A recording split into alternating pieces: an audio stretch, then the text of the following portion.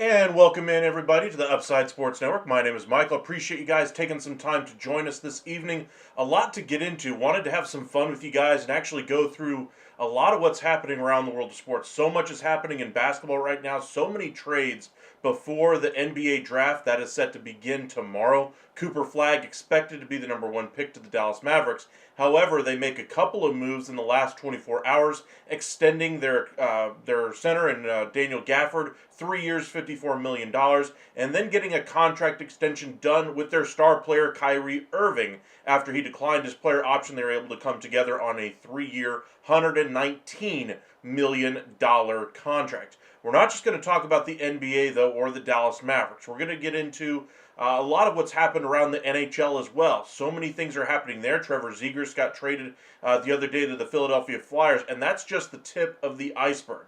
Not a lot of people talk about hockey down here in Texas, and we're going to change that. So much is happening. We've seen Florida teams win the Stanley Cup 4 different times so far in the last 10 years. Dallas has been knocking on the doorstep 3 times now in a row. They've been to the Stanley Cup final. Vegas wins the Stanley Cup as well. It's not just a northern sport anymore. It's not just a Canadian sport. It is now a global sport. So we'll dig into a little bit of the NHL. And, of course, for our loyal baseball viewers, yes, we will get into some trade deadline talk as well. It seems very clear to me that a couple of teams, while they might not necessarily look like a seller on paper as far as where they are in the standings, they very much need to make that decision to sell, because this year is just not it.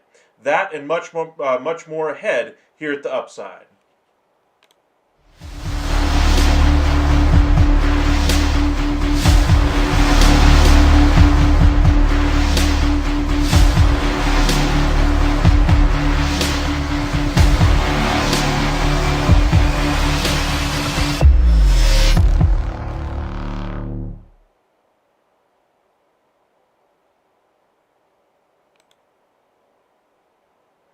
Alrighty, welcome in everybody. If you guys want to hit that like and subscribe, follow us over on X at Upside Descent and on Facebook, Upside Sports Network. Turn on that notification.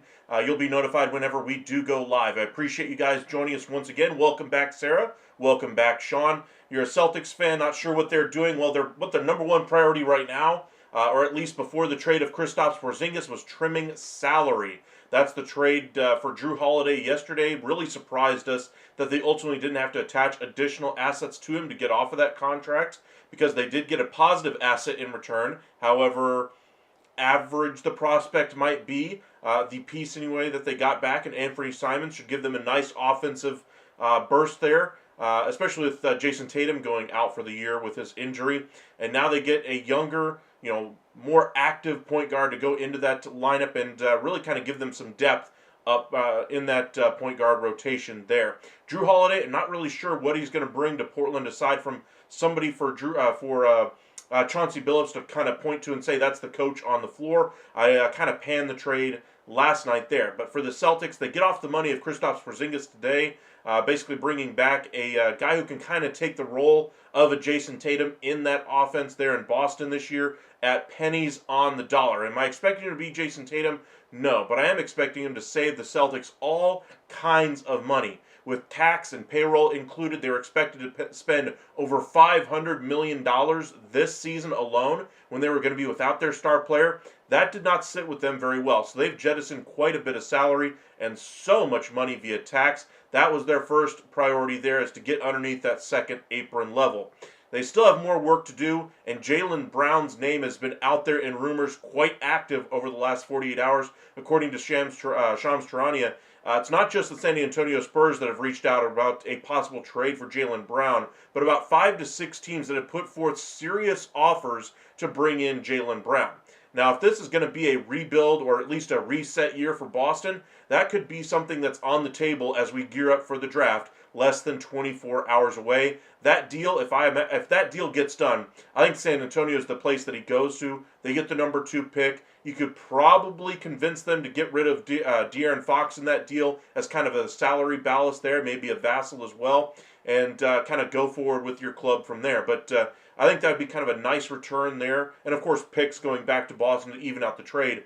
Not saying I would do it if I'm Boston, but if you're tempted to kind of reset your salary and kind of go forward from there, I think that would be one way that they could do it. But welcome back. Sarah, Cardinals are on fire right now, 2.5 games back now of the Cubs. Cardinals have had a surprising year, I will give you that. I'm not expecting them to necessarily compete for the division crown by the end of the year. I am expecting them to trade a couple of pieces here at the deadline away. I'm not expecting them to be a buyer by any stretch of the imagination. This is supposed to be a year where they find out what their young guys have, and so far they've proven to play pretty well. But to me, they need to give more time to those young guys in that lineup and in that rotation and in that bullpen. So that would mean trading away a couple of veterans in some key spots. Helsley at the back end of that bullpen, talking about Nolan Arenado at third base. Those would be names I would expect to move here by the trade deadline, but I think they're going to take their time and kind of allow this team to, push the envelope as far as they can go. Sean, welcome in. What other moves will the Grizzlies make this offseason? Well, they surprised us all with the out-of-nowhere trade of Desmond Bane for 4 picks, essentially, getting back a couple of assets as well. I'm not saying that they're going to, turn around and trade Ja Morant or Jaren Jackson Jr., but it's not off the table. While there was some speculation that maybe there's a 1 or 2% chance that could happen, before the offseason really began, I think those chances jumped up to probably that 15 to 20 range, because I think if somebody bowled them over with an offer for Ja Morant, given his injury history, I think they would at least be inclined to listen and take it seriously. I still think their future right now is completely tied to Ja Morant. They're looking to hire an assistant coach, including Jared Dudley, from the Dallas Mavericks to kind of be that mentor to Ja Morant, somebody who could build that personal connection with him and that coaching staff. And if that's kind of what you're looking for in an assistant coach, tells me that Ja Morant is still in the future plans there in Memphis. As far as Jaren Jackson Jr., big salary, great potential. I still think he can grow as a player, even from what he's done so far. I think he'd be a great guy, kind of line up as the 4 or 5 in a kind of a 2-big lineup. But we'll see what the Grizzlies do. I think they're going to do a couple of smaller moves. I'm not expecting anything in the caliber of a Desmond Bane type of a move, but would not be surprised to see them at least listen to offers on their 2 other stars. You love the new Blues colors. Right there with you, Sarah. I mean, they're going back to kind of the old days with the powder blues anyway. Doug Armstrong said as much that he really loved those uniforms, and they're trying to pay homage to those days. Heel, my friend, had a great idea for the Mavs starting 5. Gafford, Davis, Washington, Flagg, Irving. The size and defense would be amazing. Jason Kidd actually floated the idea. Sorry, I just saw a pop-up just come on my phone. Bruce Bochy is considering adding Jacob Latz to the rotation permanently after his no-hitter bid ended in the 7th inning against the Baltimore Orioles. Rangers still managed to hold on to it in extras, 6-5 there against a struggling Orioles team. But anyway, back to the original point here. Jason Kidd floated the idea when he was speaking with the DLS Mavs people that Cooper Flagg could play a little bit of the 2-guard position, and in big situations, I think that would be a way that they could go. I do not think that's the way the starting 5 will go. I think they'll go a little bit smaller here. And remember, Irving's going to be out until at least February. Most likely, if you get him back a little early, you're probably looking end of January, best case scenario.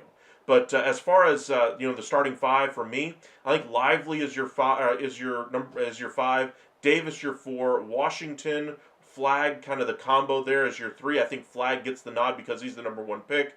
I think your 2 is easily Klay Thompson, and your 1, as of right now, I would lean either Najee Marshall if you want to go bigger, or Brendan Williams if you want some playmaking, guard ability, those kinds of things. They will still add a playmaking guard, and I think whoever they bring in will be the lead guard going into the season. I don't think the guy is currently on the roster.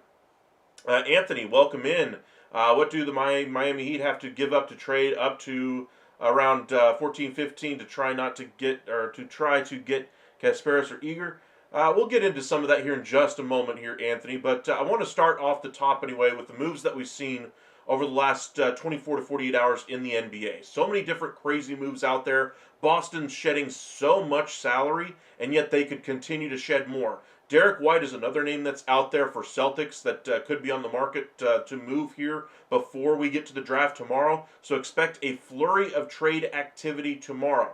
We do have a couple of videos coming out for you tomorrow. We're going to start a few of our shorts this week for you guys.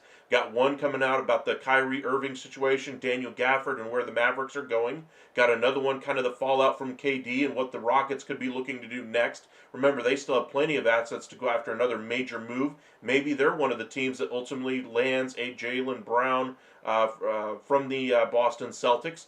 But it'll be interesting to see where these teams decide to go before the draft. I do think we'll see a flurry of moves. But kind of looking at the other moves from around the association, Desmond Bane that we just talked about, who's the next big name out of nowhere that we see moved? One thing I want to mention about the Kristaps Porzingis trade that kind of caught my eye is that Terrence Mann, once thought of as an indispensable piece for the Los Angeles Clippers, now had to have a first-round pick attached to him to be taken by the Brooklyn Nets.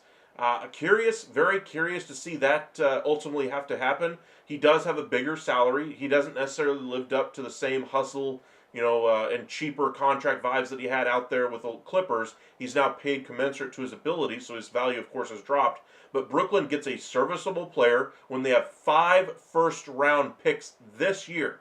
They're not going to hold on to all 5 of those. They will package some of those and try to move up into the top 5.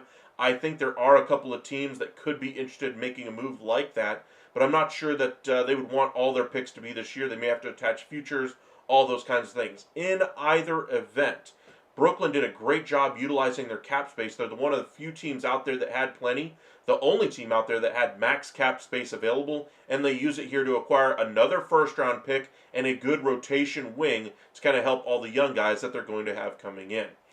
Brooklyn's going to be active, I would believe, before the July 1st open of free agency as teams try to finagle their way around the finances to try to create some room to be able to stay out of the tax or out of the second apron, and they're going to utilize that to add some draft capital. So kind of keep your eye on Brooklyn as kind of the third team in a lot of these trades you'll see in the next few hours as well. But other things that I wanted to point your eye to in the NBA, we're looking at the Los Angeles Lakers and their pursuit of a starting center. Daniel Gafford's deal with the Dallas Mavericks does not preclude him from being traded. And while they did not necessarily have a trade on the hook, ready to go whenever they get the deal done with Daniel Gafford, would not surprise me if he's the center that ultimately moves out of Dallas to kind of free up some minutes for Cooper Flagg, P.J. Washington, among others. I think it'd probably end up having to be a 3-team deal. I have heard rumblings that the New Orleans Pelicans are finally thinking about trading Trey Murphy. I think he's a great player. The ask supposedly is a serviceable player who can play rotation minutes in a playoff game. They just traded away C.J. McCollum in exchange for Jordan Poole. Really don't understand the move for the New Orleans Pelicans. You're giving up the better player and the expiring contract. You're getting in a worse player who plays less defense than C.J. McCollum. Yes, he was part of the Golden State teams, and I guess you're trying to hope he taps into that potential that he once had, but really don't understand the move. But for Trey Murphy, if he's truly on the market, the ask is a serviceable player, a young guy with potential, and multiple first-round picks. I think Dallas could get there if they traded Daniel Gafford to, say, the Los Angeles Lakers. Lakers could give them Dalton Connect, Gabe Vincent to kind of match salary, float those two guys onto the New Orleans Pelicans along with P.J. Washington. You bring in Trey Murphy, maybe attach a first-round pick from the Lakers in that deal for Gafford anyway, and another first-rounder, and then there you go. You only give up one of the 2 picks that you can really trade, and you really get a really good 3-and-D type of a player who's finally developing a little bit of a kind of a shooting guard ability as well, to kind of put the ball on the floor, handle it a little bit. I think he's going to be a great piece if somebody's able to pony up the pieces to be able to get him out of the New Orleans Pelicans. Anthony, what combo is more likely to stay with the Panthers? Martian? I don't think you mean Marchand? Marchand and Bennett? Bennett and Ekblad, or Ekblad and Marchand? I would say Bennett is a lock to stay. I think Ekblad is the one that's going to be gone. Marchand, I think, is going to be on the periphery here. You know, maybe they get a deal done short term, say a 2, maybe a 3-year deal in the $6 to $8 million range. But I think there's going to be plenty of teams that are going to be offering a 3-year deal in that $8 to $9 million range for Brad Marchand. Some surprising teams I think would come out of the woodwork for him for his services. Same thing for Sam Bennett, except expect those teams to offer the 7-year contract worth say 10.2, maybe 10.5, and at that point I think Florida starts to reconsider the number. As far as Ekblad goes, the suspension for PEDs last year, I'm with Jeff Merrick on this one. How much can you really count on him going into the next year? Is it really Ekblad, is still the talent still there, or how much of this was driven by the PED use? Remember, the NHL does not exactly have a robust testing policy, and for him to get busted by it, how long has he been using it? Is he completely reliant on it to be an effective player? We really saw kind of dips in his production, and I do think the NHL CBA will try to address the return to play after a suspension for PED use, much in the way that the MLB does it. If you're suspended for PEDs, you're ineligible that year for the postseason. Expect the NHL to adopt similar language in their next negotiation. But I would say Ekblad is the odd man out there. There will still be a kind of a bidding war for his services because those types of defensemen are hard to find, even as flawed as he may be. I think he's certainly on the back 9 of his career. It just depends on how close to the 18th tee he already is, depending on his previous injury history. Sean, where do Kasparis, Jakunas, and Will Riley end up? And Bruce Levine said that the Cubs could make a trade within a week for a starter. I think they need to do so sooner rather than later, so I'll agree with you on that one, Sean. We'll get into a little bit of the draft stuff here in just a moment. Heel, this is a stupid question, but what about the Mavs fans how would they react if Nico doesn't draft Flagg? Anarchy, but it's not going to happen. Nico and company are going to be drafting Cooper Flagg with the number 1 pick. Anthony, I'm thinking DeJounte Murray or Lonzo Ball. I think DeJounte Murray is very much on the block at this point, but with his injury, I don't think he moves. LaMelo Ball, I don't think the Hornets are looking to sell right now. I think they're trying to push for a playoff positioning next year. Curious to see what direction the Hornets decide to go. I think Washington loading up on some veterans right now is kind of capitalizing on a weak Eastern Conference. I think their roster is good enough right now to kind of get into that play-in tournament. Now, if they can get a point guard in there, someone to kind of steady the ship with some of the young players that they're working with, I think this is a guaranteed top 6 team in a less than stellar Eastern Conference next year after Halliburton goes down with the Achilles. Tatum's out, Lillard's out. Some of the top teams in the Eastern Conference. You got Joel Embiid situation there, Paul George out there in Philadelphia as well. How good are they going to be?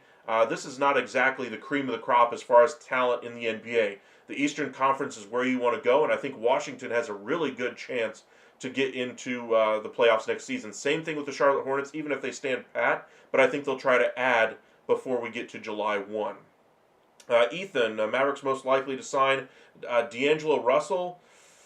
I hope not. I just don't like his numbers. I think they should go after a Brogdon before they go after D'Angelo Russell. Not exactly the most sexy name anymore because of his injury history, but I've always had a soft spot for him because of his shooting numbers when he is healthy, his ability to run the floor. And then, of course, Chris Paul is out there as well. Sean, where do you think KJ and Will Reed of Illinois end up tomorrow? We'll get into that here in just a second in our draft discussion. Heel, with the Rangers stuck in a pickle, do you think a bat or two could really give them the momentum they need to get a strong postseason push?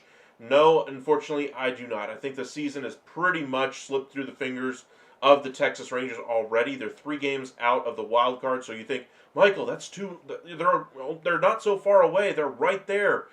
Just a couple of tweaks here or there, and they're in the postseason. I get that, but at the same point, their offense is too inconsistent and streaky. Their top performing players are not top performing this year. And their pitching staff, while exemplary in the first half of the season, has really started to show signs of wear, and I'm not sure how much they have left to give. They're missing a true dominant closer back there. Middle relief has been good, but how much longer can you count on that? So while this is still a very shaky team and could get better just from internal improvements, I'm not banking on that this year. I think they're going to wait until the All-Star break to make their decision, and I think after the All-Star break, things will become pretty clear, especially with this being the soft part of their schedule and them kind of dropping 3 in a row to the Royals, dropping a game to the Orioles here. It's not exactly going swimmingly, even in their soft portion of the schedule. It doesn't get easier in the second half, though. So, things are going to get tougher after the All-Star break, and I think that's where they're going to make their decision to sell at that time. Anthony, with how well they've been pitching with the last few starters, has the value of both Edward and Sandy improved in your opinion, because trade value usually is determined by what you've done for me lately? To a certain extent, Sandy Alcantara, I think, is going to have to continue to show that he's rebounded from his injury and looks healthier and healthier and healthier, because his value was sky high before the injury, and I think the Marlins want to capitalize on that sky high value once again when it reaches that plateau. As far as Edward, he's a smaller level piece, but I think it's going to be closer to the deadline when we see a move for him made. Maybe that could be the Cubs move there, but for me, I think we'll see him moved a little bit closer to the deadline. Ethan, multiple National League scouts were in Frisco today scouting the Rangers farm system. Not a surprise with as competitive as Bruce Bochy is and Chris Young. If they do decide to sell and get hot here over the next couple weeks, which is not out of the realm of possibility. I think even if they're 3 games out from the wild card at the trade deadline, I think there's a very good case to be made for Chris Young and company to try to put the foot to the floorboards and see if they can push this thing across the finish line in a very weak American League this year.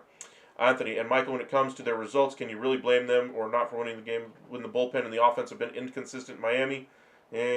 True. Sean, why do you think the Cardinals end up selling? I just think that this was a find-out year for them, and I think they'll try to sell off veterans. I don't think they'll necessarily sell any of their, anything that's nailed down. I just think that this was supposed to be a find out what you got on this roster and kind of build from there. This was not supposed to be a year where they contended for the division or anything like that. If it just so happens to happen alongside them figuring out who's going to play third for them going forward, who's going to be in the rotation in the next 3 to 5 years, those kinds of things, the long-term questions. I think they would happily take it, but that wasn't necessarily their goal heading into the season. It was figuring out who was going to be here for the long haul. Heel, should we trade Adolis Garcia, or do you think he can rebound next season? I would trade Adolis. I think he's rebounded already. I think his kind of mental break really kind of solved some of his issues, and I think he could demand a pretty penny in a trade, and that's why I think Texas should do everything they can to maximize on his value.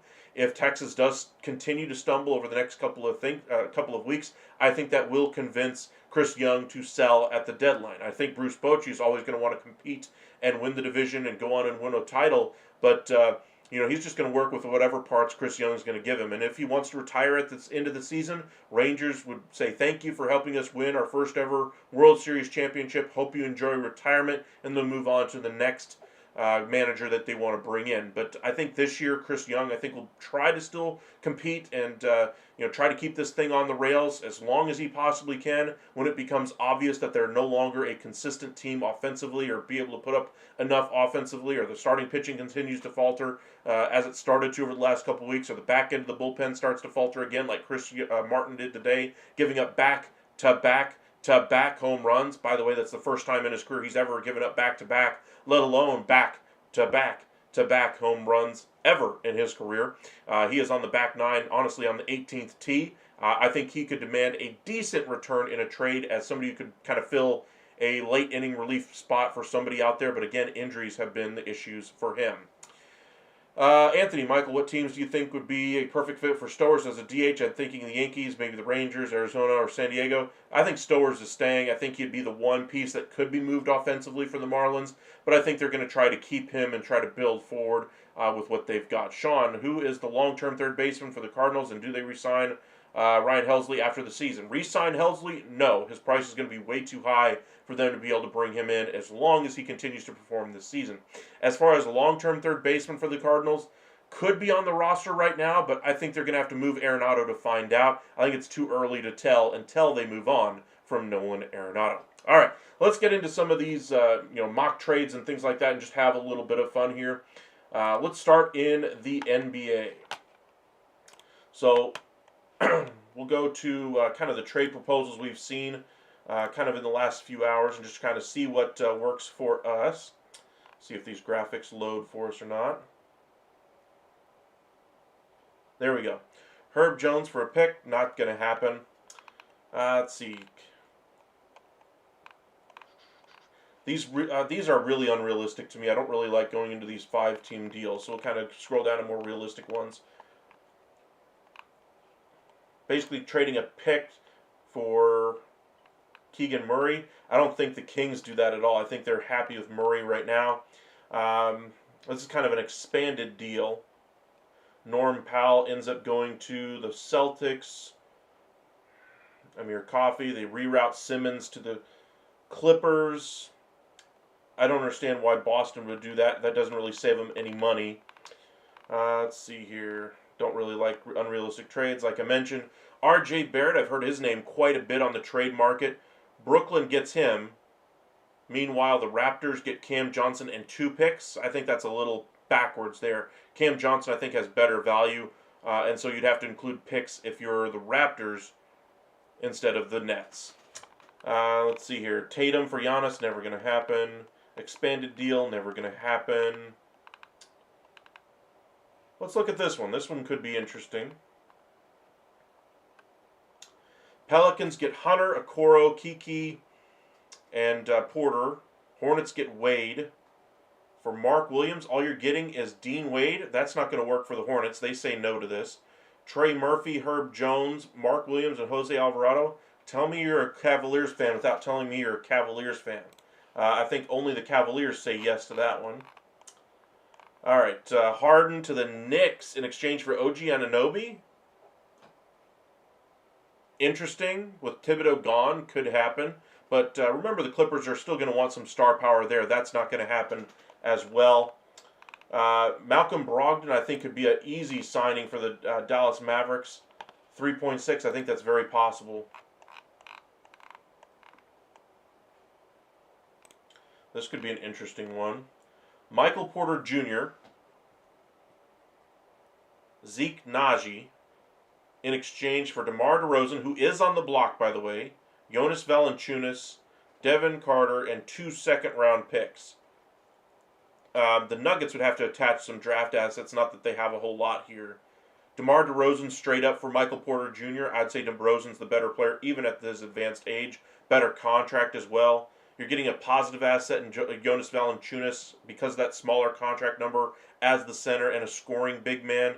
This ain't happening at all. But I like the idea as far as the Nuggets moving on from Michael Porter Jr., but other than that, it doesn't make any sense.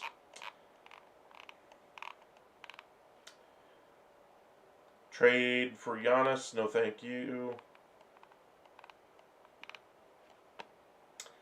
Magic get some three-point shooting. They just got Anthony Simons. The Celtics aren't taking back Anthony Black.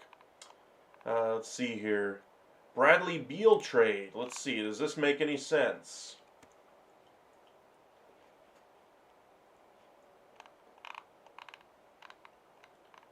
Beal and Paul George and 4 first-round picks to the Bulls for taking on garbage contracts. So what do the Bulls give up? You're giving up Kobe White, Patrick Williams, Dosunmu, and Horter. Rockets are getting nothing. Okay, so this was an expansion of a previous trade. Okay, that makes more sense.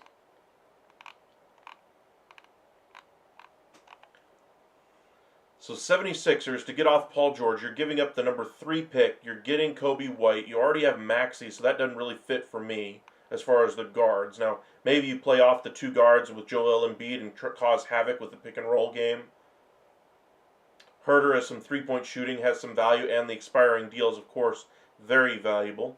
For the Suns, you're getting out of Bradley Beal, so pretty much anything you get back is good for you. You're getting a center in Vucevic, center used loosely because he's not a rim protector. Pat Williams, who's kind of a way overpaid player, so you're giving up one bad contract and taking on another. But honestly, to get out of Beal, not exactly the worst thing in the world, but he does have only 1 year left after this one. Meanwhile, Williams is still on the hook for 2 more after that. You're giving up the number 3 pick, though, if you're Philadelphia. And another pick as well. I think Philadelphia probably says no to this deal. I think the Bulls don't like moving on from Kobe White either. I think the Bulls would love to have this pick package back, but there's no reason for them to take on both of those bad deals. Do Wizards keep C.J. McCollum? I think they do. They're trying to compete and win this year. They're not looking to move on from some of their veterans on that roster. That's part of the reason why they brought in Middleton when they did. That's part of the reason why they bring in C.J. McCollum. I would not be surprised to see them try to add a veteran point guard to kind of help them win this season and at least get into the postseason for the first time in a while. So we'll see what happens. But I do think the Wizards, part of the reason why they moved on from Jordan Poole is because he really hasn't worked out there. Very irresponsible player. And so they're bringing in some veterans who handle the ball a little bit better, a little bit more adult in the room, if you will. All right, let's go ahead and make some moves here. I'm going to go ahead and go to their trade machine. You can kind of see all their top players that are being traded. You guys know I'm a Mavericks fan, so that's kind of where I'm wanting to start because they are going to be an active team here in the next few hours. They're looking for a number 1 pick this year. They already have, of course, Cooper Flagg coming in, it looks like, with the number 1 pick overall, but they're looking for another first-round pick. Now, they have some salaries that they can trade. I think Daniel Gafford's deal is now an extremely tradable asset. I think Derek Lively, for now, is a good enough center, given his injury issues, that you can still count on him enough to still be a productive player for you and give you the ability to move on from a Daniel Gafford. If you'd rather move on from Derek Lively, see another team out there has a young core that wants to have a Derek Lively type center, then of course I think you'd move on from him. But I think it's very close as far as the two right now. I still like having the two-headed monster at center, but it doesn't make sense with Anthony Davis on your roster, Cooper Flagg coming in, and Washington all needing minutes in that front court, so you're going to have to move one. And I think Daniel Gafford probably has the highest trade value of the guys you're willing to move. I think Anthony Davis, if you were anybody other than Nico Harrison, would have reset this timeline, traded away Anthony Davis after the season when Kyrie's healthy again. Next offseason, you try to trade him to, say, a team like Miami or wherever that you might get a nice draft haul in return for him. Klay Thompson, I would have tried to move here before the season to, say, San Antonio, try to give them some shooting. P.J. Washington, I'd be looking to extend first, and if I couldn't get that extension done, I'd be looking to flip him for another good wing like a Herb Jones or, my preference, Trey Murphy. Caleb Martin does not have a long future on this team. They are underneath the second apron right now, even if they use their taxpayer mid-level exception, and by bringing in Cooper Flagg. Now they're going to have to move around some pieces if they're wanting to add another number one. If they're wanting to bring back Kai Jones, they're going to have to free up some roster spots. Guys who's in jeopardy of losing their spot on this roster, Omax, Powell, Hardy. Players like that are very much in danger of losing their spot on this roster right now because they have too many players at the back end not producing for them that they're going to have to do something different here. Now, with the trade of Kristaps Porzingis, one popular trade idea was sending Gafford to the Atlanta Hawks. I think that is now off the table. Let me pull up the Tankathon website.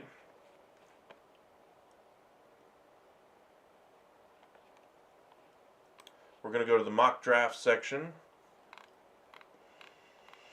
And we're just going to kind of look at this here. Cooper Flagg, of course, is going to be number one, but I wanted to kind of see where there's going to be an opportunity for some moves. Look at all those picks at the very back end of that first round. These picks right here, top of the second, are going to be extremely valuable, like gold. I think those Hornets picks are going to be up for grabs. Brooklyn has another pick right in this range as well.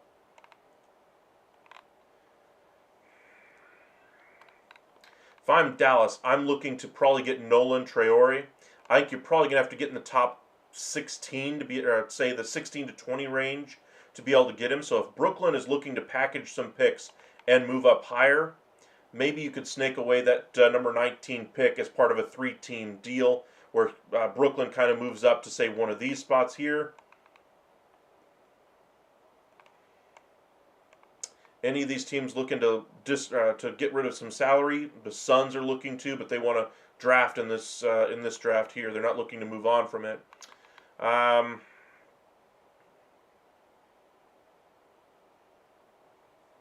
76ers could be an interesting one. I think the Pelicans are looking to do some interesting things, but I'm not sure they're really looking to bring another young guy that's outside of their top group here. Other teams that make sense. OKC is going to have to package some picks, so maybe there's a trade with OKC. There's obviously been rumors before about P.J. Washington and Oklahoma City. I don't buy it, though. Minnesota missed out on Kevin Durant, so maybe they could do something there.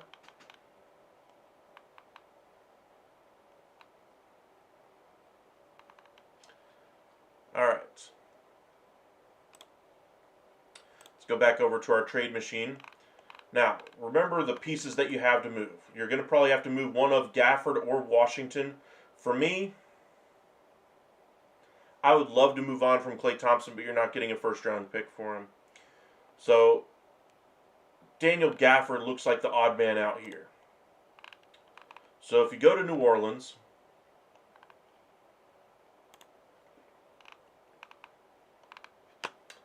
Daniel Gafford goes to the Pelicans. The ask for Trey Murphy was multiple first-round picks, a usable rotation piece like a Daniel Gafford, and a young asset. So you could include Hardy in this deal. I know that's been a popular one as well. I don't think that would be enough salary, but at least get you to the point. Say you throw in Martin as well. You send Murphy this way. And you send a pick. Let's say you send the Lakers 29 pick. Is that enough for Trey Murphy? I think it'd be in the ballpark, but I don't think it'd put you at the front of the line to get the deal done. So let's take out Trey Murphy, take out everybody except for Daniel Gafford.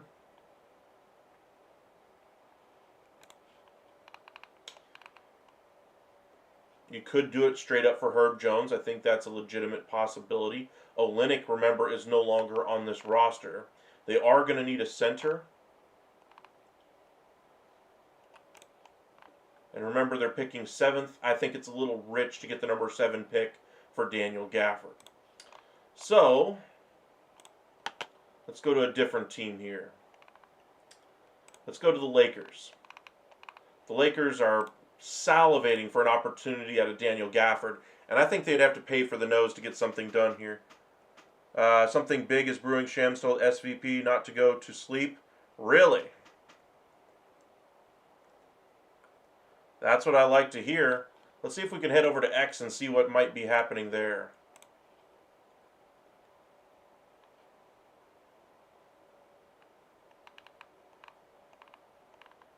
Dennis Schroeder sounds like a favorite for the Kings, according to Mark Stein.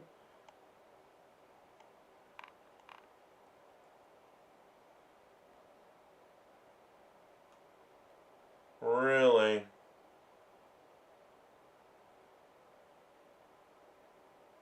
Could this be Jaylen Brown?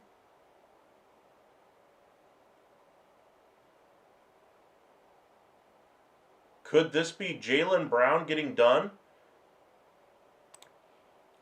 Let's scrap my idea for the Mavericks for the moment. Let's go to Boston. To pay no mind to the roster right now because it's completely in shambles. But going back to the Spurs, say they did Jaylen Brown. The trade I mentioned earlier, you could include Vassell, De'Aaron Fox. I think with Simons coming in, you don't have to include Fox in this deal. So say you include Barnes and Vassell. The number 2 pick, the number 14 pick, I think you'd have to give up the first round pick to the from the Hawks.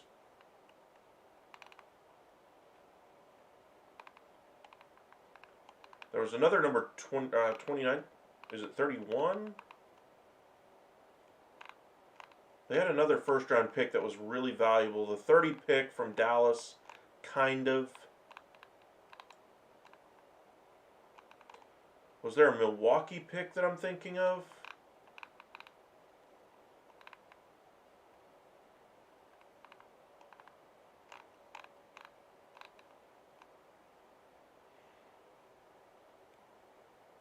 Maybe the swap rights to the Atlanta pick in 26.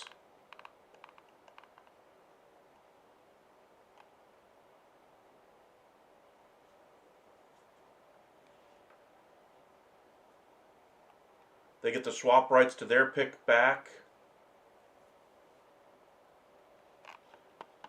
Let's see, they get 5 picks, but they're really getting a couple of swaps out of that.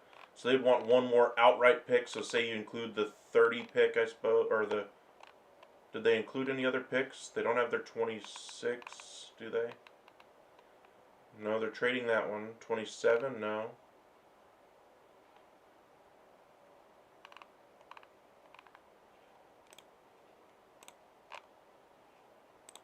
Try this trade.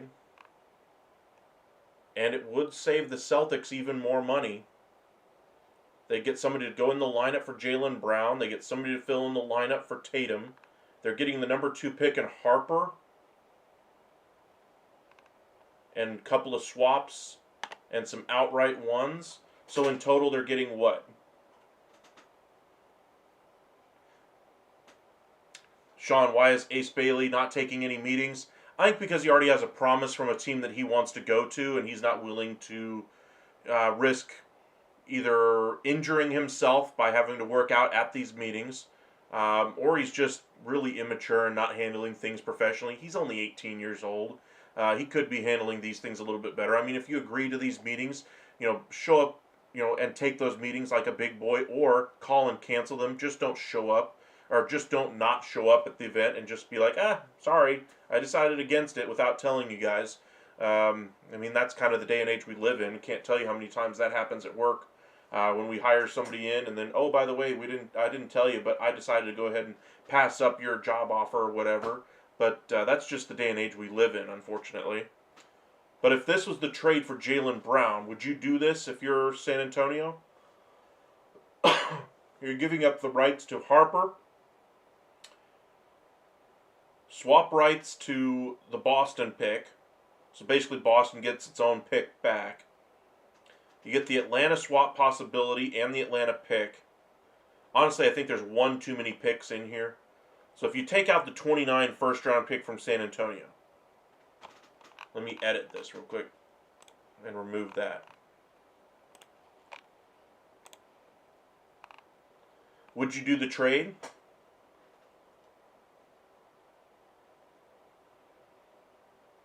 Or would you try to reroute Barnes to another team and have even more room to save? Or, let's just see if they could do the trade without having Barnes in the deal.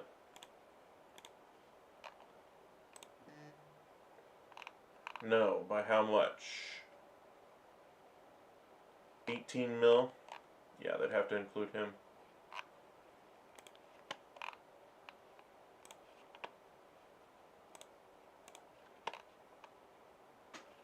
Something just go? My phone's buzzing. Nope, nothing there. Let's head over to our list for basketball and just see if anything is going.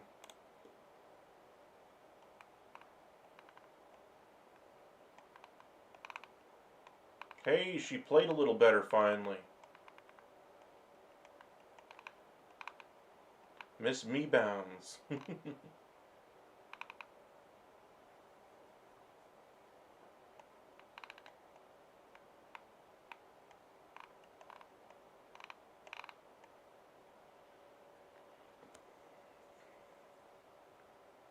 Malik Monk, I think, would be a great ad for a couple of teams this offseason. His name is supposedly on the board.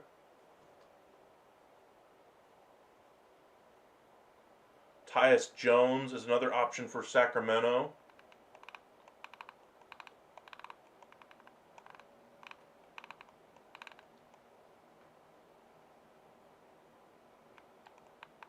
I want Malcolm Brogdon out of that group.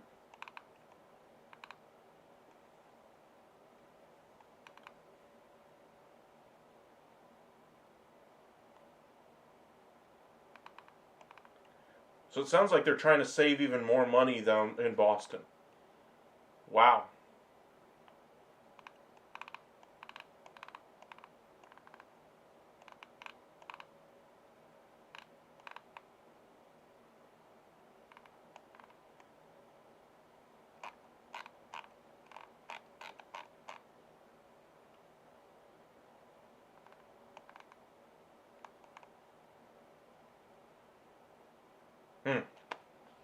Okay.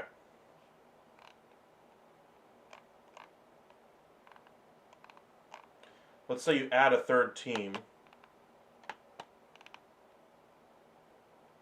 Say Brooklyn to take on more salary here. Where are they? I can't find them. There they are. Say you route Harrison Barnes and his expiring deal to them. They still can take on that full salary without needing anything else.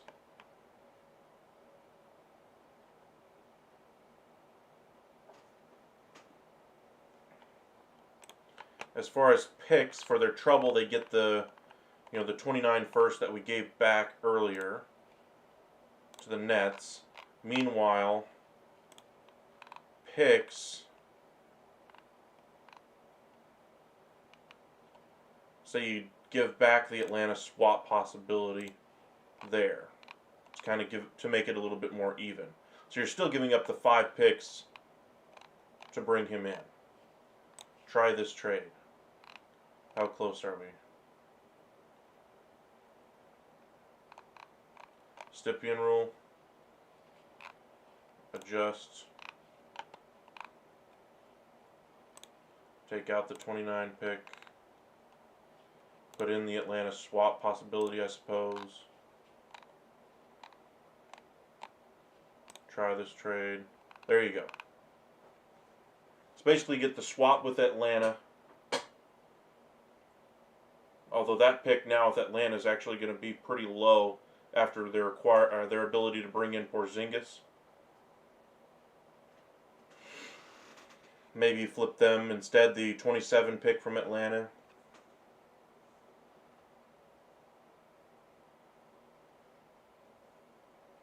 With Atlanta's changes, though, I'm not sure if that pick's nearly as valuable now. I don't know. Something to think about. But just going off of what Shams, like you said, is saying there, don't go to sleep. I ain't going to sleep anytime soon, especially after that. When Shams is saying something like that, he and Woj are the most accurate people I've ever seen with information. I think Mark Stein is in that category. He was a newsbreaker at their level, in my opinion, say 10 years ago.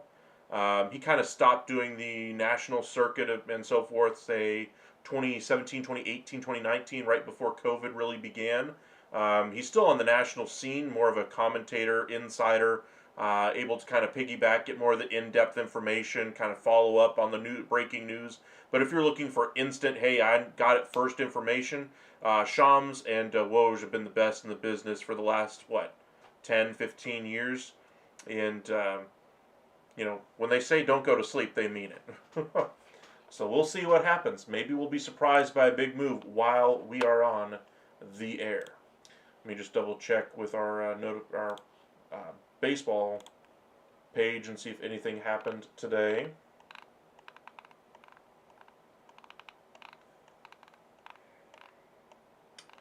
Nothing too big there. There's your NL Central, 2.5 games back. Are your Cardinals, Sarah?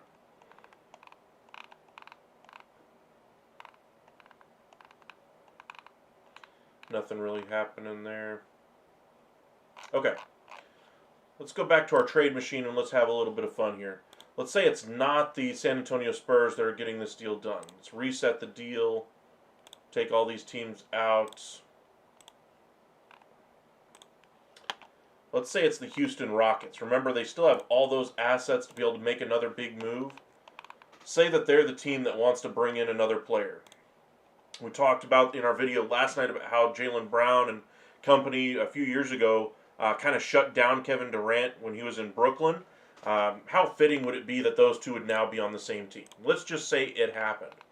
What would they have to give up to get this deal done? Well, I think Şengün would probably have to go out the door. You're probably looking Jabari Smith. That would probably have to be one of the pieces that goes to the Celtics. Reed Shepherd, Amen Thompson. I think they'd be loath to trade both of those guys. I think they would have to give up one of them. So let's say Reed Shepherd just because he hasn't really played yet.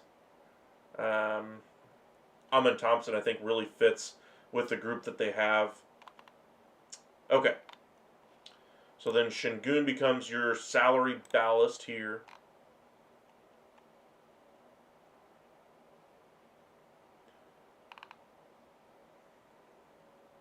You could probably reroute Şengün, honestly, to the team that you just traded with in Phoenix to give them a center. So say you go to the Suns and say, hey, here you go. Take Şengün. Because Boston, remember, doesn't want big salaries back. Now, they don't have money to really take on this salary, though. But they get Şengün, and then say Jalen Green is the piece that they want to jettison to another club. They say he's worth it, his weight in gold, but I don't think so. Let's take out the Suns. Let's find a different team. Grizzlies need a center with Edey injured. Yeah, but they're not going to go after Şengün. I'm thinking teams like the Milwaukee Bucks, teams that have inquired about Şengün in the past. He doesn't really fit with the style of play that Luka Doncic plays, but that would be a fit at least for a center. I don't think this fit would be really great because he's not necessarily the pick and roll type of center that you need. Lob threat. I think if you're looking for a big that can score, low post game, that kind of thing is really the center. That's kind of the center Şengün is if you're looking for a scorer at that number 5 spot. I think the Hornets would be an interesting spot there. You could send Mark Williams to the... I think this might actually be it. Say you send Şengün to the Hornets. That would be very, very interesting. You send Williams to the Celtics. And then where are you at salary-wise? I'm just going to do the try-trade button and just see how close we are salary-wise. Roster compliance, you're over by $21 million. I need to cut $21 million from this team. Okay, fine. So 21 million in payroll is what we'd have to include here to kind of even this thing out a little bit. I think Nurkic would have to be the name that goes. And where do you put the dumping ground for contracts? The Brooklyn Nets. Bye, Nurkic. Enjoy your time in Brooklyn. Now you get to do the picks. So you go to Houston.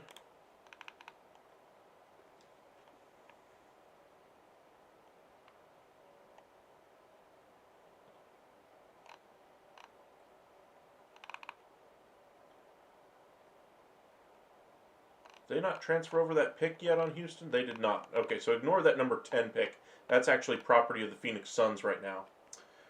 Could the Grizzlies trade all their draft picks that they just got in the Bain trade for someone? Absolutely they could. They most certainly could.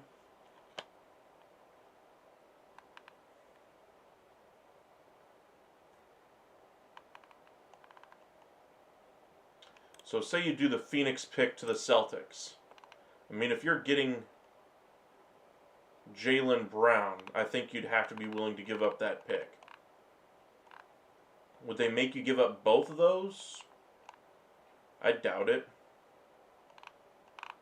The swap in 29. The first in 26 would be nice, but there isn't one.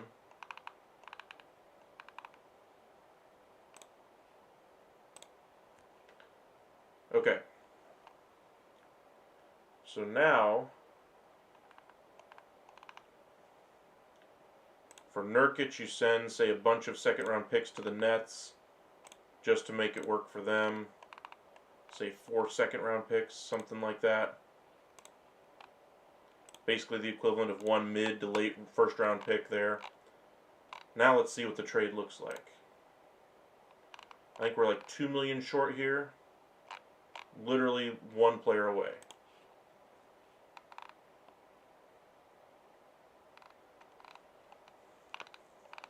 Who could they include off of this roster?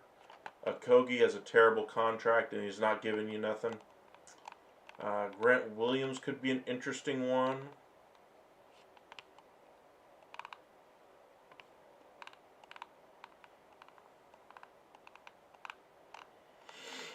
You don't really trade any of the other ones though.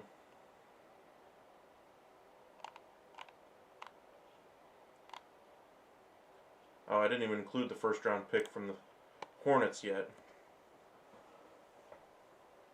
You're getting Şengün. He's not really worth the number 4 pick.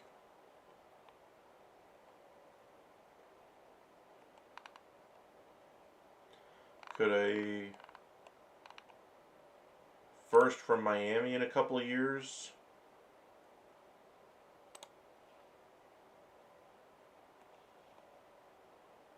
That could work. Okay. That works. And then you go and give filler here to the Nets. Try the trade. Okay. Grizzlies need to clear salary for Conchar. They do. But the Grizzlies are in an interesting spot with Aldama and their roster entirely. I think they're going to have to figure out what they want to do with Morant and Jaren Jackson Jr. first before they go after any of the other low-hanging fruit out there. Let's check on Twitter just to see if anything's, or X I should say nowadays. Let's see if anything's going on in the NBA right now. Nothing yet. Okay.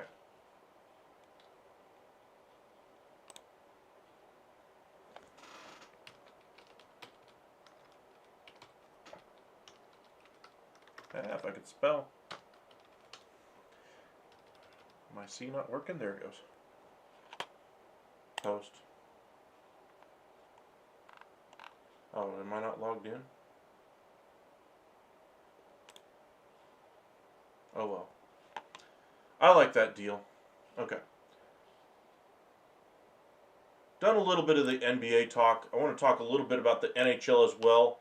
I've seen a lot of headlines out there about Robertson and so forth, seeing if the Stars wanted to kind of save some cash here. Looked into a lot of the deals that a lot of you guys have been posting out there on the socials and so forth, and some of them are really interesting. I do think they're going to look for a very similar haul to what Rantanen got for Carolina. I think that's very close to what they would look for. But let's look and just see what some of these other teams besides Stars fans would be willing to give up for a shot at Jason Robertson. A lot of Sabres fans. All right, let's kind of roll through a couple of these here. Some of these are more realistic than others. You're not getting the Stars to retain, and you ain't getting them for that package. That's terrible. Morrow for 2 firsts and 2 thirds. Not terrible from Carolina. That's not bad, but it's basically just picks. Stars say they want actual talent on the ice and picks if they're going to do it. Malo for a first, second, and a third, and Matheson for Robertson, that's a legitimate deal. Logan Mailloux, I'm not sure if I'm pronouncing it right. It's a French name. Remember he had the issue after the draft and so forth, had to apologize for his comments and so forth. But he projects as a right shot, top 4 D-man going forward. Is he right now? I'm not sure. But a first and a second and the ability to get a top 4 right shot D-man. Now the money, of course, with Matheson, I'd have to worry about as well. Let me look up his numbers anyway. 6 goals? Yikes. That ain't get it done. And you're having me eat his contract? I'd probably say no to the Matheson part of it. But that's close. Outside of that. Those two aren't bad. Alright. Let's keep it going. 2 firsts and change. Again, just picks. Doesn't really move the needle. Let's look at this one. Couple of first rounders and a second. I think that's honestly too much picks. Too many picks. And you're having to take back Philip. What did he do last year? Again, not much. I guess to eat that salary, you're giving me extra picks, but again, Dallas doesn't want to do that. Bye-bye. All right, let's go do a couple others, just to see who else could be interesting here.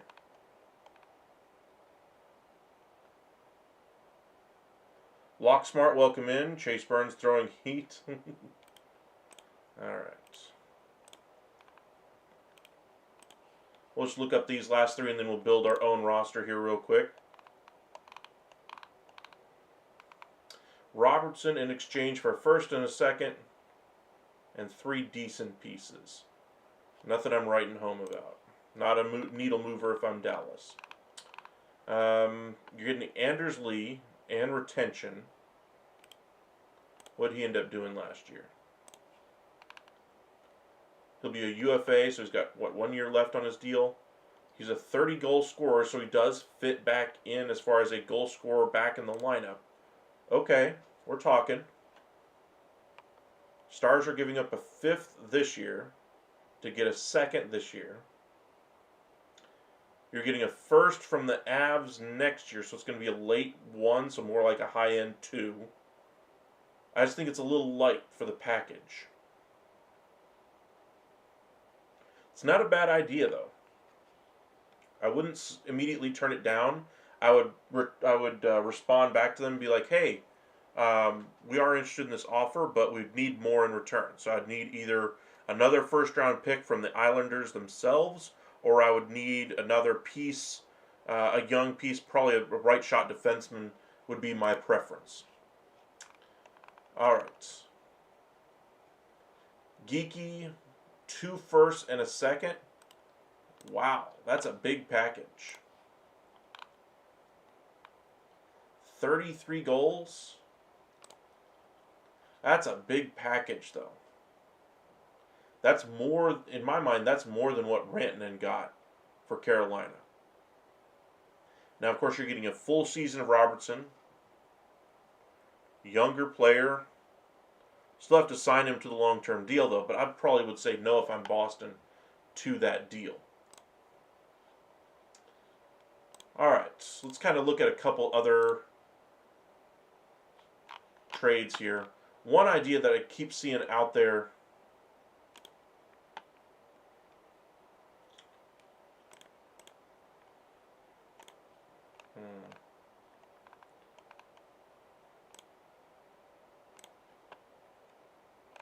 Let me go ahead and create a team.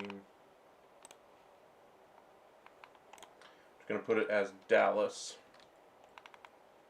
Off-season, cap, yada, yada, yada, yada, yada. Okay. I'm not a robot. Create. Okay. So you got a little bit to work with here as far as draft capital now after the trade of Marchman. You got some things to work with, but not a lot. So your main assets to trade are going to be from your team, and they're very thin as far as what they're going to be able to do. The remaining UFAs that I'm looking at still, they say they don't have a need, or won't be able to bring back CeCe or Granlund. I haven't closed the door on that one. I'm going to go ahead and add Colin Blackwell back to this team, though. We're going to sign him for 1.25 mil for a 1-year deal. He's been great. Dallas is going to sign Jamie Benn to a $1 million deal with a bonus structure for next year to float onto the cap for next year. Now, you're already above the salary cap right now, so you're going to have to move off of a couple of deals. First thing I do, I go to try to trade, and the first team that comes to mind is the San Jose Sharks. They're looking for a right shot D-man, and for me, Ilya Lyubushkin is the most likely option here.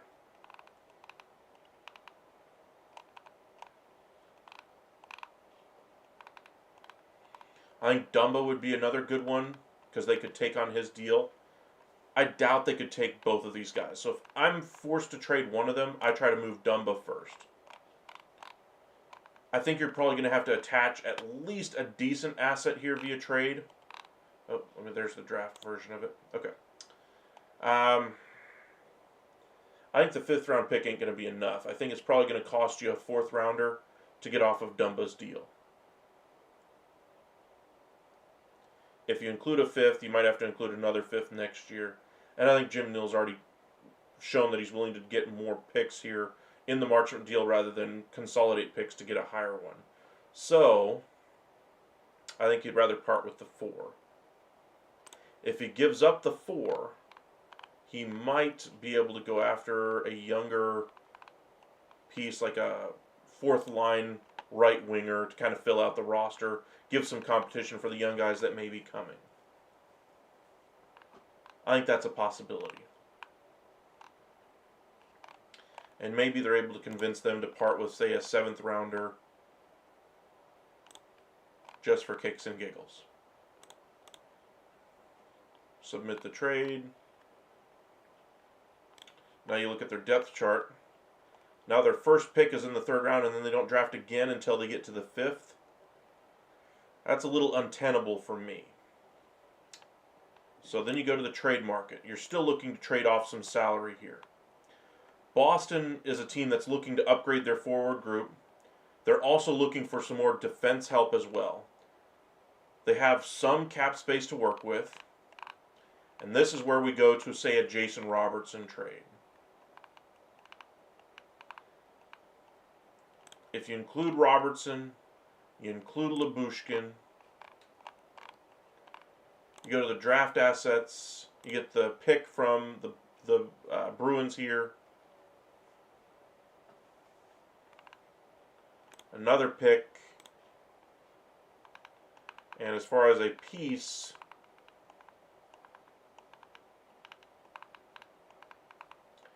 I really don't think too many of these pieces really work for Dallas, but you're going to have to give something, I think, for Dallas to be interested in this one.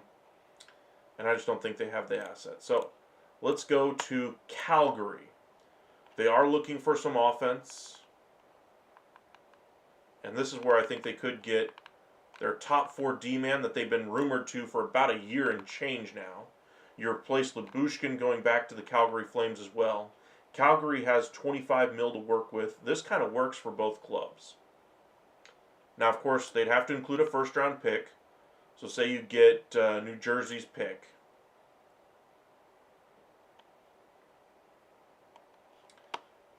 Not sure where they're picking in this draft. Let me pull up Tankathon again.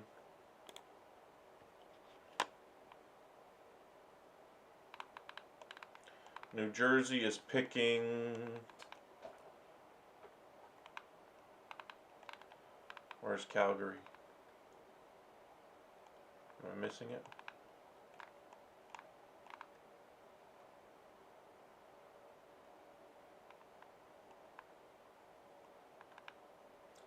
Hello? Okay, I'm just missing it. It was 18. Okay. So you get the 18th overall pick in this draft. You get Rasmus Andersson, a top 4 D-man who's going to need a new contract at the end of the year as well. There have been rumors about them willing to move on from Kadri, but 4 times 7, that's a little bit more than what you're going to have to give up to Anderson when he goes to free agency next year. So you couldn't take him back as another player in this deal. I think the value would swing back in to the Calgary Flames path here. So if you're looking for another piece, Uyghur a little too expensive. None of those guys really make sense. Huberdeau, yikes. Blake Coleman, a Texas boy. I think you'd probably have to go to the draft assets again and see if you can just get another number 1. I think Vegas' first rounder is not going to be very valuable. So say you get a weaker first round pick, a first rounder, and Rasmus Andersson to get off of Lyubushkin, and you lose Robertson. Now you're going to need to bring in a forward in your group.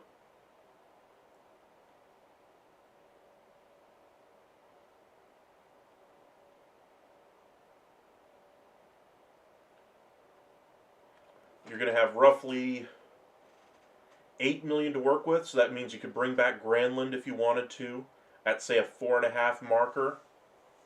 I think that would be a great option for them. But then you still need to bring in one other guy, in my opinion.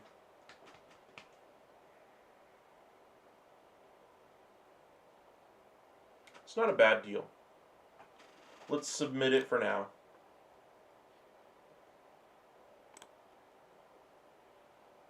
And let's go back to our depth chart. Let's look at our lines.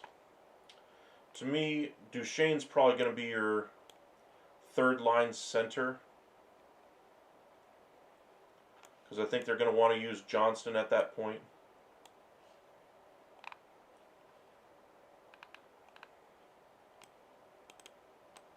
So Rasmus Andersson comes in.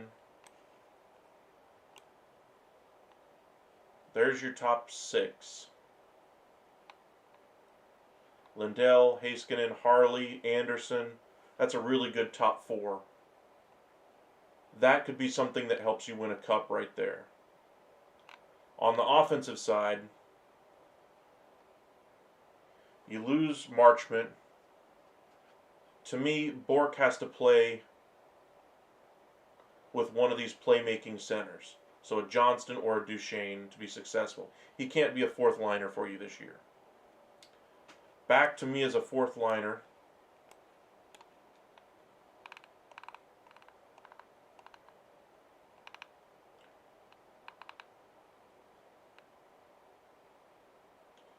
I kept hearing this name. I keep forgetting how to pronounce it.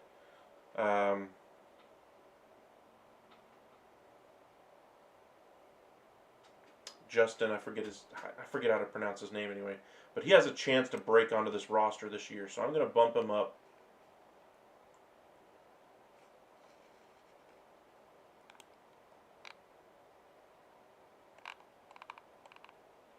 Well, let me see if I can just call it. Okay. Now,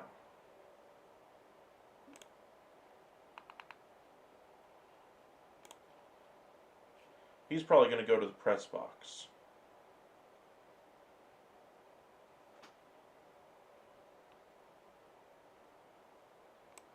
I think Steele would be a great option there.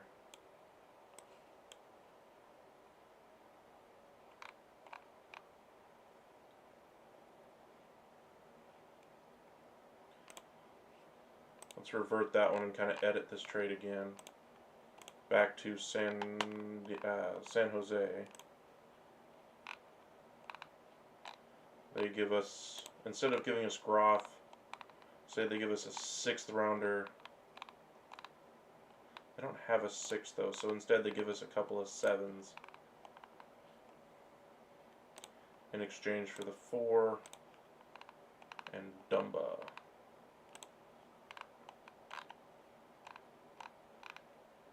Submit. Depth chart. How much money do we have left? 9 million in space. So you go to your let's do our RFAs first. For Dallas. Blumel, I think, will get a spot on this roster this year.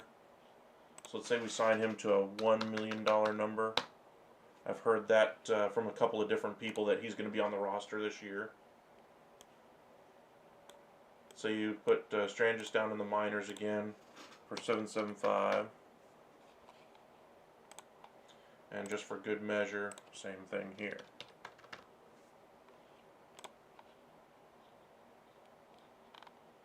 Now we did our RFAs. Let's go to our UFAs. Dallas. Granlund. So say you want to get him on this roster. Finns, I think you take a slight discount. If he does, he's going to want term. So I think if you give him the Duchesne deal, I think you would take it. So if you sign him to that deal, now you're at $2 million in space, but yet I still have to reorganize my roster after the moves that I made. So Blumel stays up. We send him down. Send him down. Granlund plays on the top line. Ben goes down to the 4th line.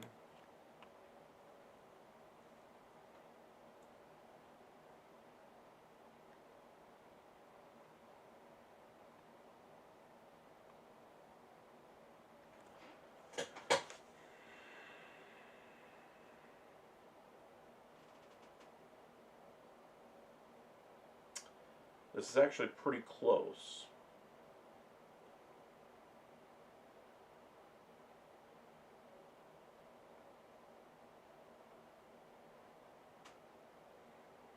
I forget who I put in the off wing for Johnston on the previous one I did.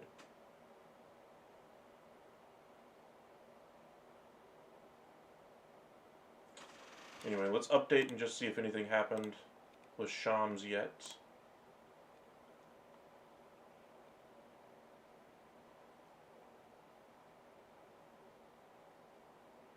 Sacramento is wanting a first late in the draft, according to Mark Stein. That's the most recent news that we have. Jake Fisher, of course, is the one reporting that on his site.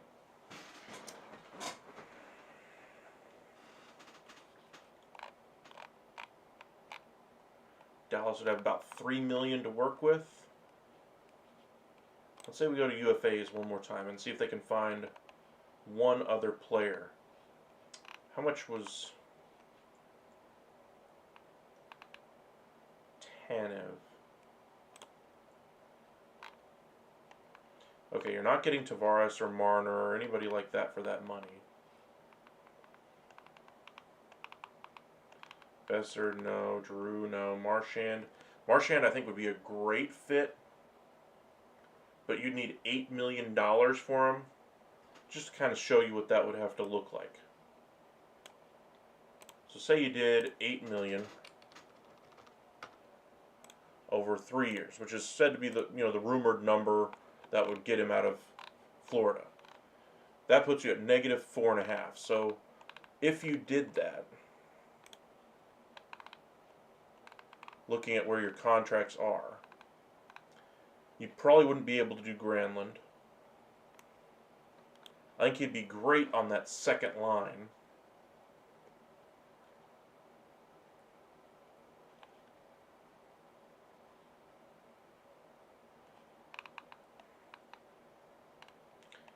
And you've traded away both of the bad contracts on your defense. You don't really have a bad contract left. You just wouldn't be able to do it. It's just not possible. Okay, so take out Marchand. Where else can you go for 3.5 on the UFA side of things? Let's look at goals first. So you lose Robertson, you're going to want to replace goals. So where are you going to find him? Pius Suter, I think, would be one guy, but his price is going to be a little high. Bennett's going to be way too expensive.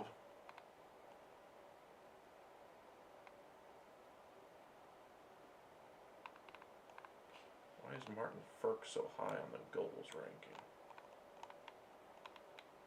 Really? Interesting. He had a good year last year. Pius Suter, I like Ehlers, but he ain't signing for $3 million. Patrick Kane could sign for $3 million. I could see that one, but I want a bigger, tougher to play against wing. Think like Marchment, but different. Somebody who's more consistent that drives play. Kiviranta, if I wanted somebody fast, small, shifty, I think he'd be a great signing for somebody. Olofsson makes some sense. How many goals did he end up getting last year with Vegas? 15? That's pretty good in 56 games. That's the kind of cheap contract I think they could afford. Riley Smith could be that player, but he's not really the tough to play against type of guy. Connor Brown doesn't really move the needle for me.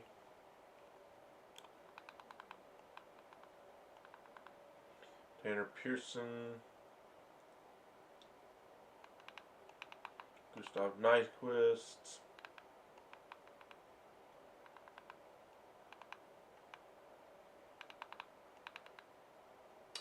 Tanev and Appleton. 10 goals. He does have a good amount of jam in his game.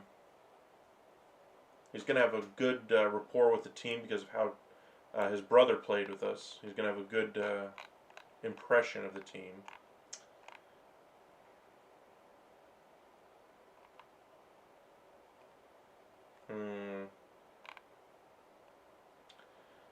There was some rumors that Pius Suter was headed to Dallas around the trade deadline.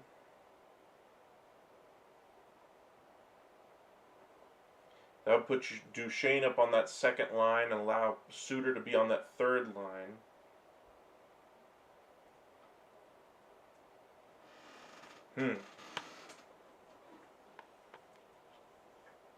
Could be interesting.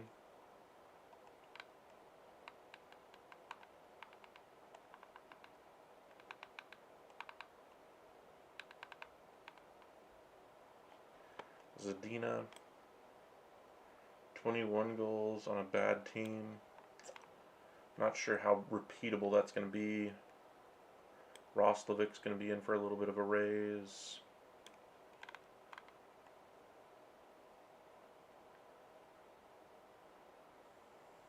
Okay, let's go back over to our roster for a second.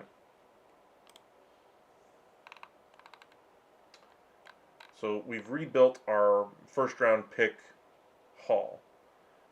We brought in Rantanen. We brought in Anderson. Our defense is solved. We got rid of our bad contracts, and it's cost us for the ability to build our roster as is. Basically a first 3 years from now, a second this year, a third in 2 years, our fourth in a couple of years, and we got a bunch of seventh rounders just to kind of give us some additional ammunition. So I think Jim Nill would be happy with where they would be at draft equity wise. I think the acquisition of Rasmus Anderson, I think the valuation that I have on this one's a little high, but because the Vegas pick is expected to be really low, kind of like a higher end, or it's kind of like a souped up number 2, if you will, and a mid-round first rounder this year. And Calgary gets a 40-goal scorer that they can lock up. They're not going to be able to lock up Anderson, so I think it's them losing a right shot D, getting a right shot D back in Lyubushkin, who played well for Dallas this year. Dallas gets off of Dumba for a 4th, gets a couple of 7ths just to kind of give them some extra picks back late in the draft. Nil likes his picks.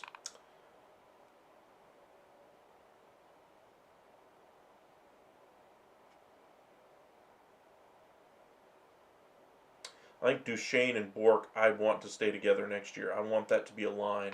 I think Steele keeps the play driving north and south and gives that line just the right amount of jam. I think Jamie Benn can be kind of a Swiss Army knife, play in and out of the lineup as necessary. He's kind of described himself as a checker to Wayne Gretzky last year in the postseason. So, I think he sees the writing on the wall that this could be his last year next year. He might lose the captaincy this offseason as well. I think Wyatt Johnston's the next captain in waiting. But if I need somebody bigger on that line with Wyatt Johnston. I just need somebody with a little bit of size, a little bit of north-south to his game. Wyatt's kind of an east-west guy. Sagan is more of a good two-way center, right wing, left wing type of a player nowadays, but does have a little bit of east-west in his game. I want a player who's going to drive the action north-south every time he gets on the ice. I think that's what that line really needs. That's what Granlund brings to that first line. That's what Steele's going to bring to that third line. That's what Blackwell brings to that fourth line. I think Blumel is going to be in the lineup every day. Back will be the one that rotates in and out.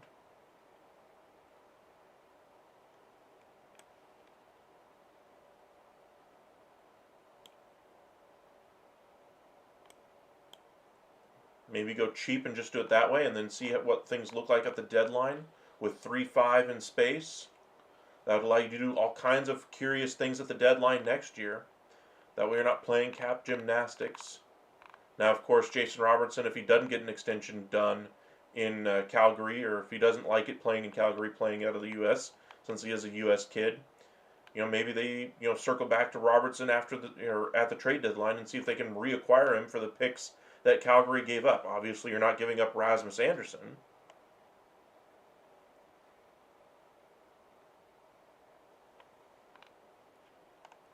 Maybe include a 4th-round pick in this one just to kind of even out the trade a little bit. But for me, the pick for Vegas is going to be in that late 20s.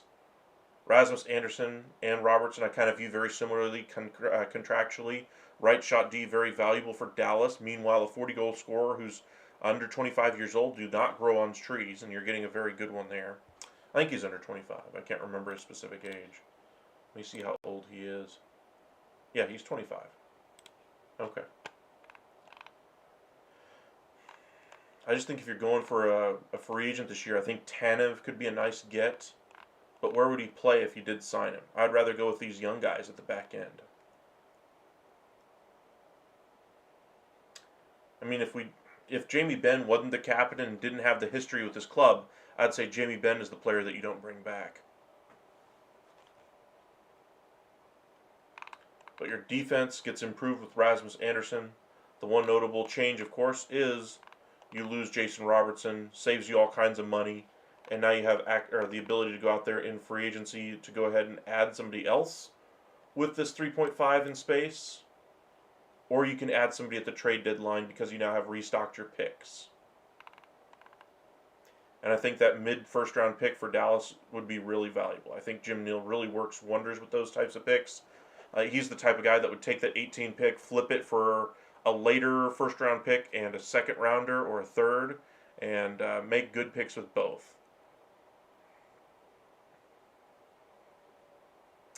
That's not a bad spot to be in with what they've got right there.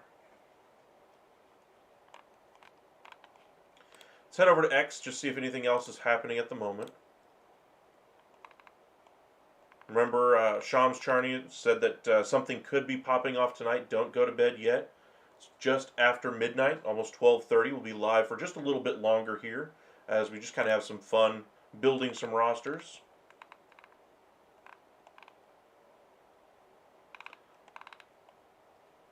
I think both Blumel and Justin here have a really good chance of being high goal scorers in the NHL, but they've got to prove it. I'm not sure Blumel being on a checking line is the best for him, though. Say you put Blumel on that second line. Gives that team some north-south. How tall is he? 6 foot. 205. How tall is Johnston?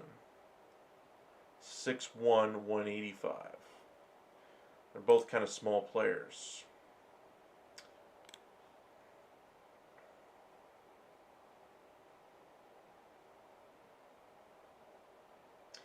.5'10", again more of a goal scorer. Bork, another small player.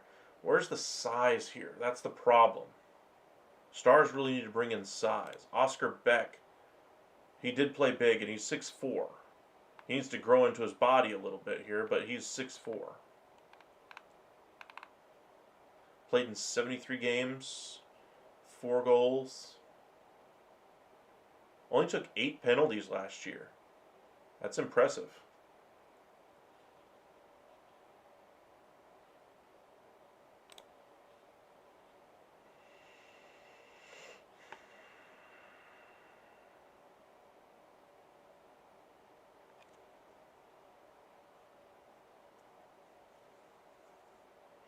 So you need somebody with some size. So let's go to the UFAs one more time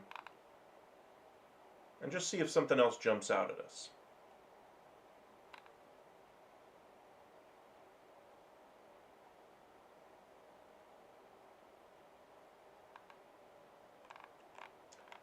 Okay, to the UFAs we go.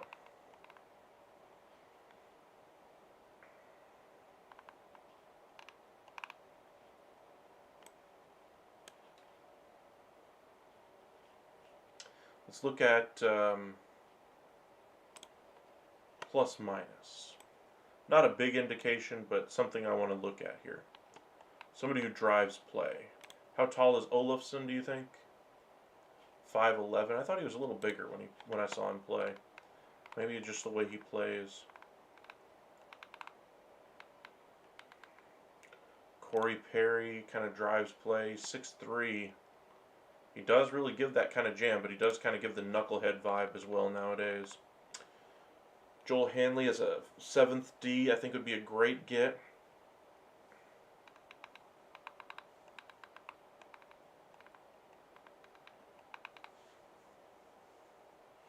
I think he's looking for a top 6 role somewhere, though. Brent Burns is a right D. How old is he now, or what does he end up doing nowadays? Played in all 82 at age 40. Assists are still there. Goals have really kind of come down. His contract's going to be a lot smaller here.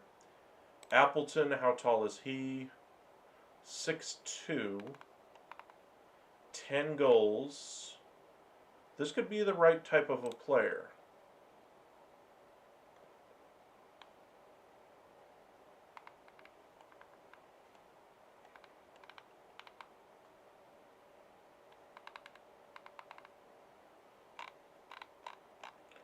Okay, so let's go back here. Team we're going to steal off of, I think, is Winnipeg. Look at their UFAs. Tanev, how tall is he? 6 foot. I would think I'd rather have Appleton between the two. So let's say we sign Appleton to a $2 million deal, 2 years in term. Sign it.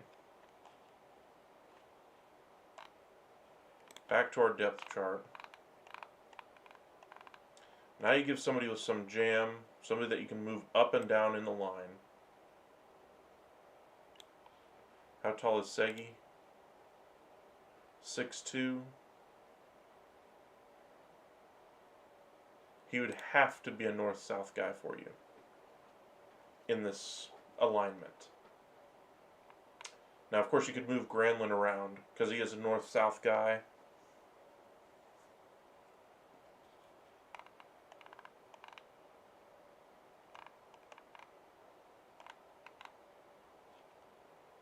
Stam Steel would be my 4th line center.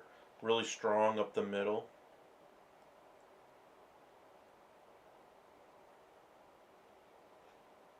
counting a lot on Blue Mel, but if he's not ready for the moment, of course you have Duchesne. You can move back into that top 6. You can move Steele up to the 3rd C, or Bork over to the middle.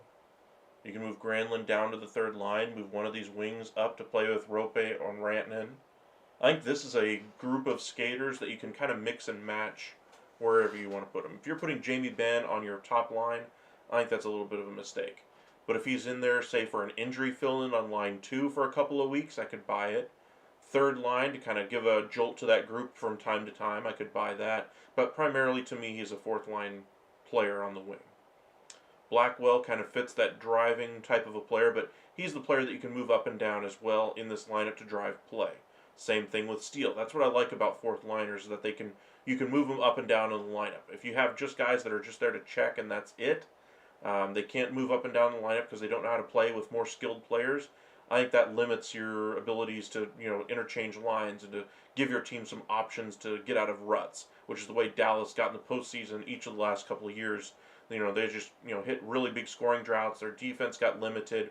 Their systems were flawed, which is why DeBoer is gone. Ottinger played really well, kept him in it, but at a certain point, you got to start playing a little bit better. Renton, of course, is going to have to prove that he's worth a $12 million contract. He probably is worth 14 on the open market, but the fact that he took 12 speaks volumes for how Dallas is viewed by outside free agents. I think Appleton would be a great driving type of a player. To me, kind of the Granlund, Appleton, Blackwell, Steele group are kind of all in the same basket. That you can move those guys, interchange them all around. I think Rope and Rantanen are going to be together pretty much most of the season. I think Sagan you can move up or down in the lineup to the 1st or 3rd line if necessary, depending on how things work. Say these lines don't work. Let's just kind of throw it around, but this would kind of be the way I would line them up. But say this doesn't work and Blue Mel's not quite ready for the spotlight. So say you move Blue Mel down, you put Duchesne on that top line, you put Bork in the center, Blue Mel on the wing, and you still got Appleton, and you still got Maverick Bork hopefully driving play. Let's take that back and go back the other direction. Say Blue Mel isn't quite ready to be on the 2nd line, so you put Bork on the wing, kind of takes away from that line having that driving player. I think that would be kind of a 2 east-west lineup. So for me, then you move Sagan out of that group and go with more of a north-south guy and move Granlund down, Sagan up on that top line. I think all of those lines work as well. Let's flip it back. Let's say Duchesne or Wyatt Johnston isn't working well with this group. You move up. Those lines work great as well. Appleton can easily flip up. Say Granlund's hurt. Appleton can flip up there. You can put Sam Steele in the wing. You put Blackwell in the center. You put the young guy. Maybe you call him up from the minors from time to time. Oscar Back though is too good defensively. He would probably be in there a little bit more often. As far as your healthy scratches,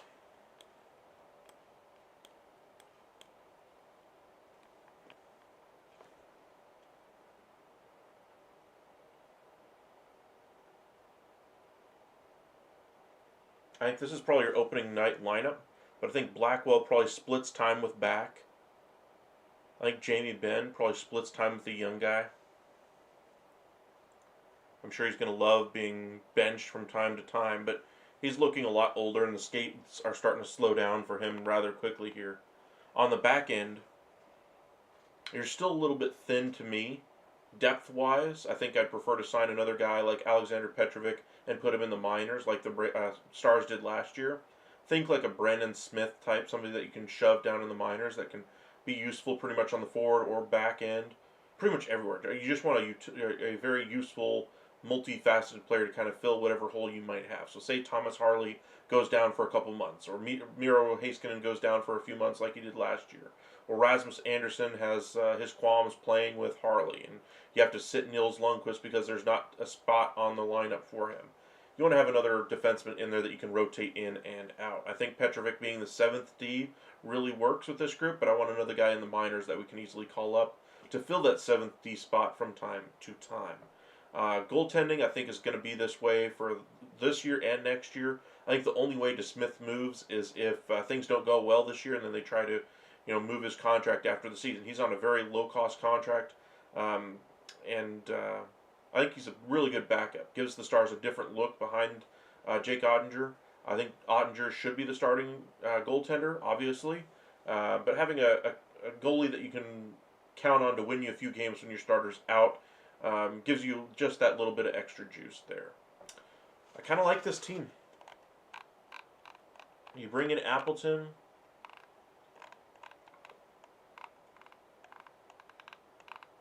Just for, the way the roster would work.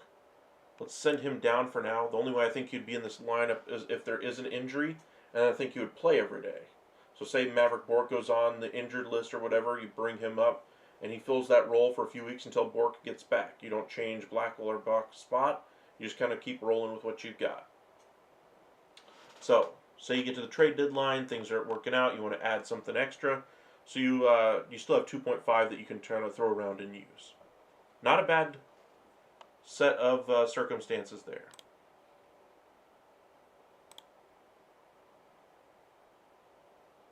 Let's see if it published. Yeah. I'm going to see if it's actually on there.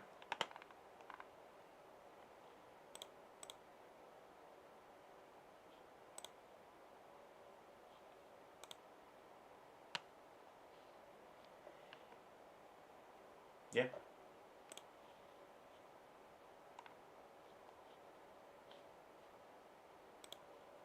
There we go.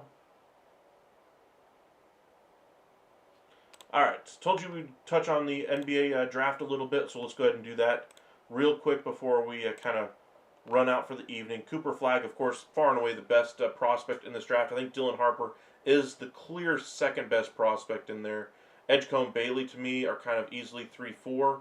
Knopple is kind of that number 5 spot, and then there's kind of a drop-off to me between him and Trey Johnson. But I can see how some people like one versus the other. But for me, I like Knopple instead. Not sure I'm pronouncing that right. Pretty sure I'm butchering it, but anyway.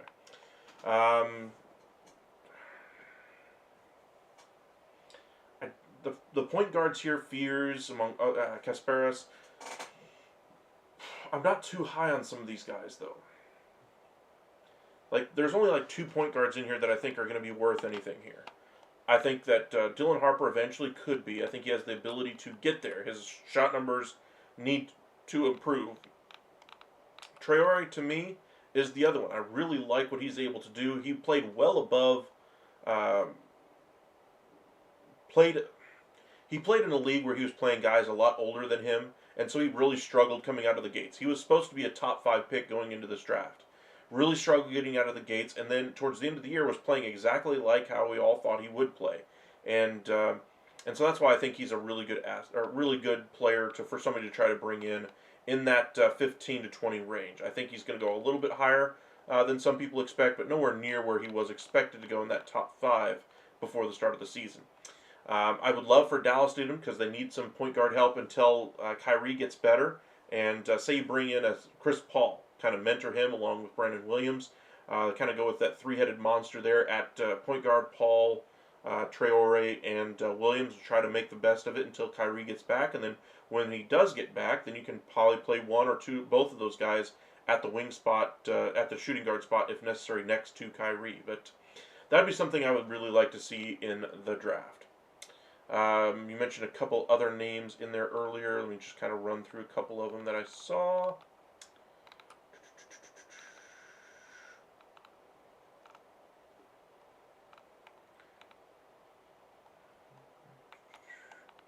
Will Riley, the Illinois boys is what you're asking about. Let's see here. Well, according to Tankathon, they have him going 8 to Brooklyn. I don't necessarily buy that, but I think if they don't I think they're going to try to take the best player available. I'm not sure they're going to go that specific route. I think there's other players that have higher ceilings behind them, but let's see. Will Riley, you mentioned. Where do they have him going? All the way down at 24, right in front of a high riser in this draft is Walter Clayton. He might be one of the guys that falls into the second round for me. I don't know. We'll see. All right, try to catch up on these last couple comments before we head out, making sure I don't miss anything. you guys want to post your trade ideas for MLB trade deadline coming up in a month and a half, or NHL free agency or draft coming up this week, or the NBA draft coming up here in about 18, 17 hours now. Excited to see how that's going to ultimately go. I think we'll see a couple of different blockbusters tomorrow. I think we'll get one early and then one a few hours before the draft. So, be sure to tune into us. Hit that like, subscribe, follow us on X at Upside Ascend, and on Facebook, Upside Sports Network as well. Turn on those alerts here on YouTube, and we'll keep you guys updated. Got a few videos coming out for you guys tomorrow, so be sure to like the video. If you guys want to post your trade ideas when we do log off the air, please send them as a comment after we get off the live. That way I can see your comment and possibly put it in our live tomorrow night. But appreciate you guys joining us. Tomorrow we'll get into, we're not going to do our power rankings. Usually we try to do our MLB power rankings on Wednesday, but because the draft, first round anyway, is tomorrow, I want to postpone that to Thursday. So we did it Thursday last week. We'll do it Thursday again this week. Tomorrow we'll just do our normal baseball MLB Hot Stove Daily show. So be sure to join us for that one as well. We might do a show earlier in the day detailing some of the bigger trades that I'm expecting to go down. So appreciate you guys joining us, having some fun with us, talking a little hockey. Rare down here in the South, but it needs to start getting discussed a lot more because we're seeing Southern teams dominate the sport right now. 2 Florida teams have won 4 of the last 10 Stanley Cups. We're talking about the Dallas Stars getting to the Western Conference Finals in 3 straight years. Vegas Golden Knights winning a cup anyway in the last 10 years as well. It's not just a Canadian sport, not just a northern sport anymore. It's now a full globe sport right now. NBA free agency is coming up. Draft is tomorrow. Big trades are happening left, right, and center. And we're going to continue to see more in the next 24, 48 hours as well. So we'll try to keep you apprised as we can.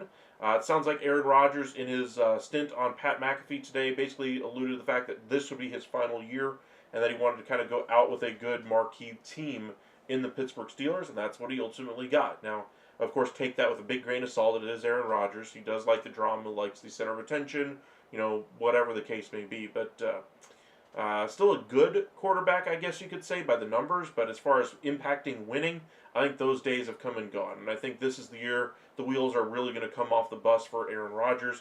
He looks very washed, doesn't look like he can drive play anymore. Doesn't mean that he still can't be accurate or still can't lead his team to victory here and there. But he's not going to lead you to the promised land. And for Pittsburgh, they're just trying to get ride his coattails one more time into the postseason, see if they can get lucky. And if it doesn't work and they flame out, then of course they'll go after a quarterback in the draft. So we'll see which direction this takes the Pittsburgh Steelers. But for my money, I just don't think it's going to end well there for him in Pittsburgh. All right, appreciate you guys joining us. Say hello to us in the chat anytime. Let us know where you're watching from, who your favorite teams are in all 4 of the major sports that are out there. And we'll try to keep you guys updated as much and as often as we can. Thank you guys for joining us all this evening, spending some time with us late into the night, into the wee hours of Wednesday morning.